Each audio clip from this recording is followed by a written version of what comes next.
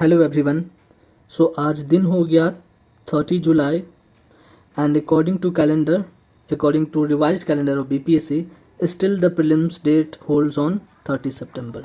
सो आपके पास 2 मंथ का समय रह गया है and now you might be feeling the anxiety and all sort of self doubts might be coming कि कैसे प्री क्लियर होगा, because you know this is the first hurdle in the exam.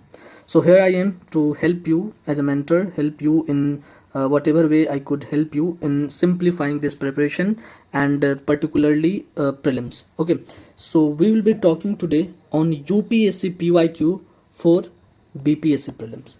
So before coming on the topic, मैं बता दूं कि मेरा नाम अमन कुमार है and I secured rank 14 in 68 BPSC और मैंने 67th BPSC का जो कैंसल्ड पेपर था उसका प्री दिया था and I was scoring a decent score for qualifying it, and then I gave 68 BPSC and वहाँ मैंने 101 मार्क्स स्कोर किए थे, पहली बार नेगेटिव मार्किंग आई थी. And then I also gave 69th BPSC and there also I was getting 91 plus and I cleared these prelims exam. Apart from BPSC, I have also given UP PCS prelims and cleared that. I have also cleared UPSC prelims once. So why I am telling all these things? I'm not telling all these things to boast my credentials. I am telling all those things because of one reason, that is the importance of PYQ. The three magical letters you can say. So for any exam PYQs are very important thing.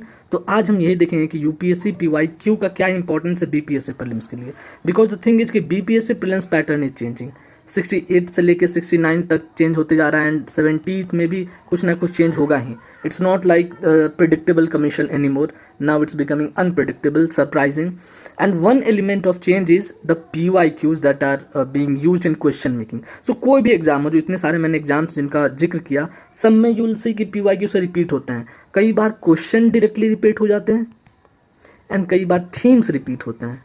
Themes repeat होना तो almost universal ही है. Okay, and 69 BPSC में ऐसा हुआ कि UPSC से सीधे सवाल उठ गए. So I will show you with proof in this video कि कौन कौन से वो सवाल थे. You will find more than 10 questions are almost directly picked up by BPSC from UPSC prelims. So throughout the video I'll try to give one conclusion to you only, that कि आप UPSC prelims का जो PYQ है 2013 से लेके 2024 तक, इसको आप करो, इसके सॉल्यूशंस को देखो, इसके क्वेश्चंस करो, इनको रियल टाइम मॉक की तरह देखो. और मोर ओवर आप घटना चक्र में इन चीज़ों को कर रहे होगे. Okay, but I would still want you कि आप एक अलग से उसको प्रिंट करा के उसको पेपर दो, because first they will act like a mock. आप लोग में से बहुत सारे लोग मुझसे पूछते रहते हैं कि कौन सा मॉक थे. So honestly I don't have much believe in the coaching BPSC coaching systems के जो मॉक चलते हैं. सो आई विल रिकमेंड कि इनको आप जरूर दो प्रायोरिटी में. ओके, एंड सेकेंड थिंग, जो नॉलेज इनसे गेन होता है उसका आप देखोगे कि रियल टाइम एग्जाम में फायदा होगा. व्हाई इट इज दैट कि यूपीएससी वाले ही बीपीएससी अब ज़्यादा क्वालिफाई कर रहे हैं, because they have command over this things and the core BPSC aspirants are not able to get advantage with them. So I will show you with proof that how to go about UPSC prelims or how in 69th BPSC prelims more than 10 questions were repeated. Okay, so let's take I have marked questions जो कि almost repeat हुए हैं. So see, there is in science and tech में अभी तक BPSC केवल science पूछा करता था, but now it is slowly moving towards tech. Okay, the tech is the application part of the science. So you will see कि कैसे वहाँ पर you will find कि how UPSC PYQ has been helped as a core for forming question. For example, this question: space mission exploration, Cassini, Huygens, Juno, Artemis, Veritas. Artemis, you know, it was in current affair. Okay, Artemis accord हुआ था, India ने join किया था. Cassini, Huygens. Now you see this question.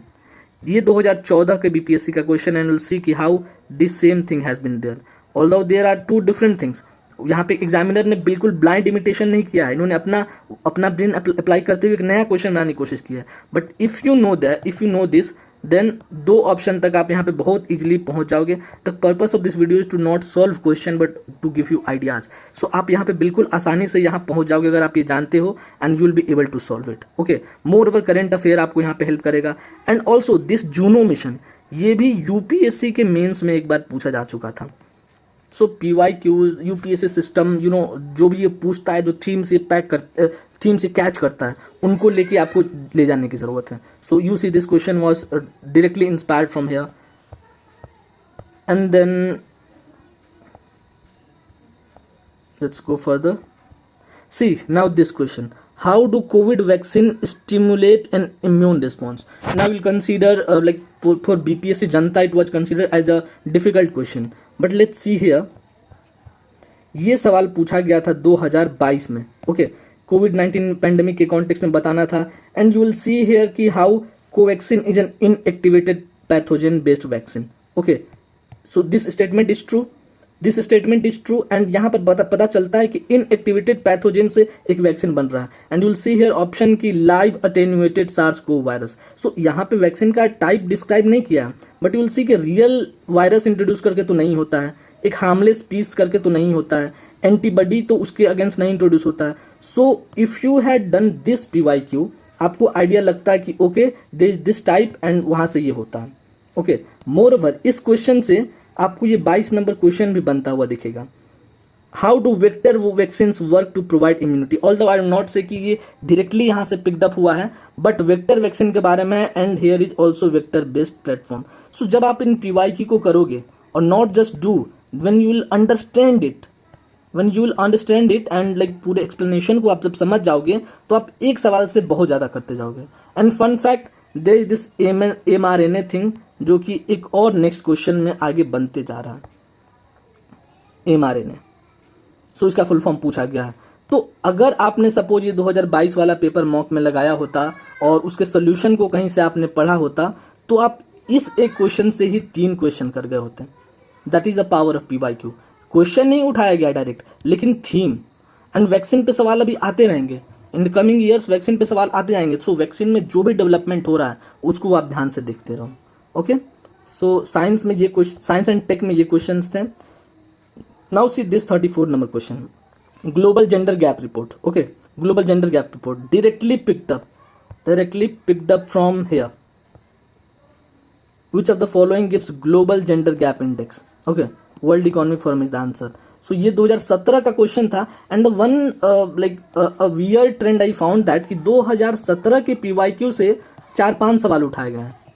Okay, so you know examiner can target any question, any years question, and then वहाँ से उठा सकता है सवाल। बट जैसा हमने रिकमेंड किया कि आप 2013 से लेके 2024 तक के क्वेश्चन करो। Okay, so see this question, and again it was totally done from here.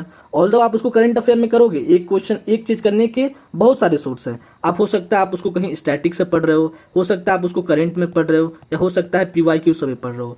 But PYQ का पढ़ा हुआ आपको एक टेस्ट, अपने आप को सेल्फ टेस्टिंग में भी मदद देगा, वो आपको एक रिवाइज कराने में भी हेल्प करेगा। ओके, एंड एग्जाम टाइम में आप कैसे एडजस्ट करोगे उस पर भी करेगा। So this is the thing, will see more question.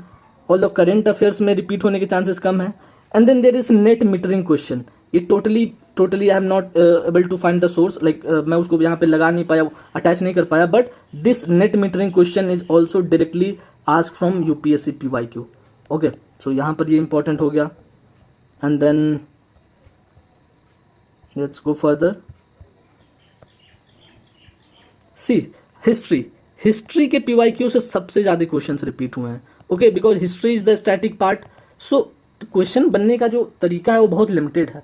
So anyway आप कुछ करो या ना करो, लेकिन हिस्ट्री के UPSC का घटना चक्र या फिर UPSC का PYQ जरूर करो। For example, this is the question, which of the following animals were not known to people of Indus valley civilization? Now see this question of 2017 again. यहाँ पर पूछा गया, इतना लंबा सा सवाल है, you can read it after pausing the video, but see this, Rigvedic Aryans had domesticated the horse, whereas there is no evidence of IV Indus Valley people having been aware of this animal. Okay, so यहाँ से आप बिल्कुल आपको पता चल रहा है कि हॉर्स के बारे में क्या है, आंसर क्या है क्या नहीं, you will check it out. But अगर आपने ये सवाल किया होता, हर एक स्टेटमेंट में जो फैक्ट निकल के आ रही है उनको आपने किया होता, तो you would have easily done this. Again very important. Now see back to back question. Now although it's a very easy question, stupa, chaitya, vihara, ये किससे रिलेटेड है, but see here it has been directly asked if some Buddhist rock cutscapes are called chaityas while others are called viharas. What is the difference between two? Although ये उसके deep में जाकर ये सवाल पूछा गया है कि चैत्य विहार का मतलब क्या होता है, बट बस इतने से ही हमको इस सवाल का जवाब मिल जा रहा है कि स्तूपा चैत्य विहार किस चीज से रिलेटेड है, बुद्धिज्म से। Okay, now in the context of Indian handicraft what is Sujani in Bihar. और वैसे आप इसको करोगे बिहार स्पेशल के through, but you will see कि यूपीएससी में भी एक बार सुजनी को लेकर सवाल पूछ चुका है, सुजनी एम्ब्रॉयडरी एंड मैच करने का था। Obviously Maharashtra is not the right answer, but जब आप इनको करोगे तो आपको पता चलेगा कि okay Sujni is from Bihar. So again you are finding here that it is there. And now this question totally repeated, totally inspired the arrival of Babur into India led to the, so see here the arrival of Babur into India led to the 2015 question है, introduction of gun powder in the subcontinent, introduction of arch and dome in the region architecture, establishment of Timurid dynasty in the region. यहाँ options में एक नया insertion भी किया गया है, जैसे कि गन पाउडर वाला ऑप्शन सेम है, आर्क एंड डोम वाला ऑप्शन सेम है, इस्टेब्लिशमेंट ऑफ टिमुरिड सेम है, यहाँ पर एक नया कर दिया गया। So it's a wise part from the question setter that कि उन्होंने ब्लाइंड इमिटेशन नहीं किया है, वरना टोटली ही ब्रेन का एप्लीकेशन ही नहीं रह जाएगा और जिनको रटा हुआ रहेगा वो कर लेंगे। But you see how much they have been inspired from UPSC PYQ. So I don't think I need to stress this further, और आप खुद ही स्मार्ट इनफ हो उस चीज को समझने के लिए। Again see this question, the painting of Bodhisattva Padmapani is located at, Bodhisattva Padmapani. Now see this question, the painting of Bodhisattva Padmapani is one of the most famous and oft illustrated painting at, see here totally ये are finding here कि कैसे वहाँ पे inspire होके बस question को हल्का सा लैंग्वेज को शॉर्ट ही कर दिया गया है। तो यहाँ पे टोटली पीवाईक्यू का रोल आ रहा है। एंड सी फाहियान वेनसांग, इसको ये I have not attach the sources, but Fahien Xuanzang very perennial theme of UPSC, ये पूछते ही रहते हैं। 1854 वाला जो वुड्स स्पाइस है उसको लेके उन्होंने पूछते रहा है। तो अगर आप उनको करोगे तो वो 2013 से लेके 2024 के बीच में कहीं ना कहीं आपको मिल ही जाएगा। यहाँ पे भी वो डायरेक्टली इंस्पायर्ड है। Okay, we'll see if there are few more questions.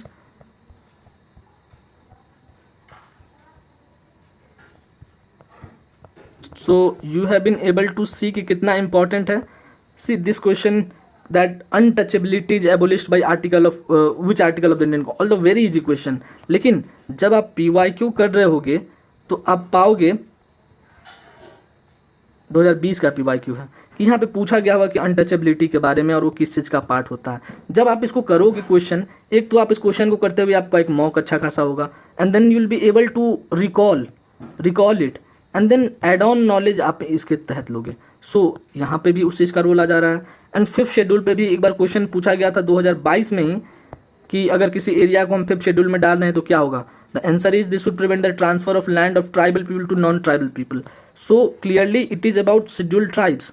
Okay, तो यहाँ पर आपने देखा और मेरे ख्याल से ज़्यादा क्वेश्चंस नहीं है। So you saw clearly that कि how important are PYQ, UPSC PYQ for the BPSC prelims. So and not just UPSC PYQ, BPSC PYQ का भी उतना ही रोल है, but since this was a new factor that was coming into the picture, so मैंने इस चीज़ पर एक separate video बनाना बेहतर समझा। In the comment section you can tell any more question जो आपको लगता है कि रिपीट हुए हैं, so that other aspirants can benefit from that. And I hope you are studying, जो भी है 6 से 8 घंटा कम से कम पढ़ना है डेली। एंड प्रीलिम्स को में पढ़ने के लिए बहुत कुछ है, रिलैक्स मत होइएगा जब तक कि ऐसा कॉन्क्रीट सूचना नहीं आए कि पोस्टपोन होने वाला है प्रीलिम्स। आई वुड रिकमेंड कि आप प्री ही करते जाओ, specially for the first attempters. Okay, and आप धीरे धीरे नॉलेज गैदरिंग के प्रोसेस में रहेंगे तो आपको खुद भी अच्छा लगेगा, आपका brain research oriented kind of बनते जाएगा, and you will enjoy the process. Okay, all the best.